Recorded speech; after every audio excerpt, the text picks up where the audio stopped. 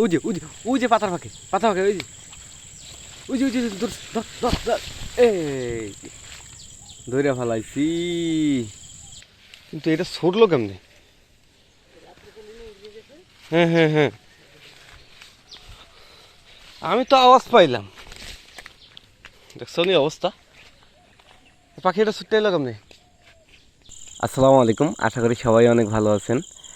আমাদের বাড়িতে নতুন মেহমান আসছে, দেখেন মাশাল্লাহ। এই হইতেছে আমাদের সীমার নতুন দুইটা বাবু।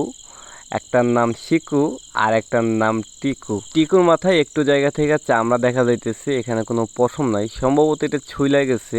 আমরা একেবারে বুঝতেই পারি নাই আজকে আমাদের সীমার বাচ্চা হবে। প্রতিদিনের মতন আজকে সকালবেলাও আমাদের সীমাকে নিয়ে ওইখানে বাইন্দা রাখা হয়েছিল। আজকে বৃহস্পতিবার, আমাদের এইদিকে সাপ্তাহিক হাটের দিন।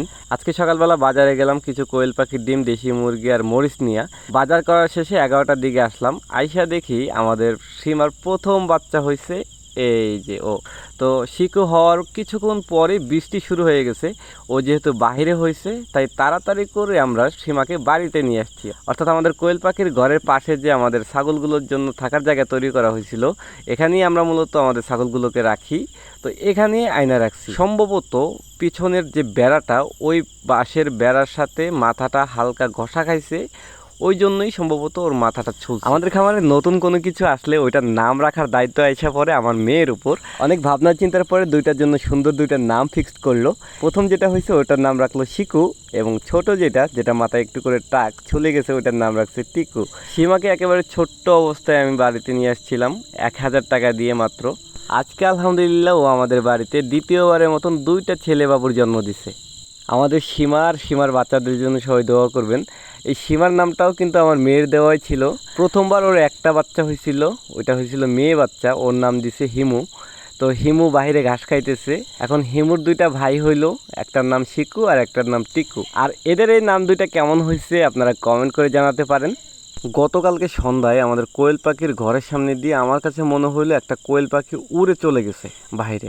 আওয়াজটা একেবারে কোয়েল পাখির মতোই লাগছে, আমি বলছি আসলে কেউ বিশ্বাস করে নাই। আজকে সকালবেলা আমার পার্টনার, আমার বন্ধু আসছে আমাকে ডাকার জন্য, কাজে যাব আমরা। তো ও আইসে পাখিটাকে বাইরে জঙ্গলের ভিতর দেখছে, সাথে সাথে আমাকে ডাক দিল, আর সাথে সাথে যাই আমরা পাখিটাকে ধরতে সক্ষম হইলাম। এর আগেও এই ধরনের ঘটনা আমাদের খামারে অনেকবার ঘটছে, ওই পাখি অনেকগুলো আমরা ধরতেও পারি নাই, এরকমও হয়েছে। পাখিটা ছুটতে এলো কেমনে? নতুন বাচ্চা। এরকম সেম ঘটনা আমাদের খামারে এর আগে অনেকবার হয়েছে, যখন আমরা মশারি দিয়ে কোয়েল পাখি পালন করছি। কিন্তু আমরা এবারে আমাদের খাঁচার নেটগুলো দিয়ে ওদের জন্য থাকার জায়গা তৈরি করছি। এখন এখান থেকে পাখি যে কীভাবে বেরোয় গেল এটাই বলতে পারতেছি না।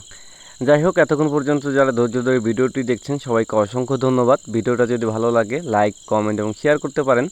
ইনশাল্লাহ দেখা হচ্ছে পরবর্তী ভিডিওতে। সেই পর্যন্ত সবাই ভালো থাকেন, সুস্থ থাকেন। আসসালামু আলাইকুম, আল্লাহ হাফেজ। সবাই আমার এবং আমার খামারের জন্য দোয়া করবেন, আল্লাহ যেন আমার এই ছোট্ট খামারে বরকত দান করেন।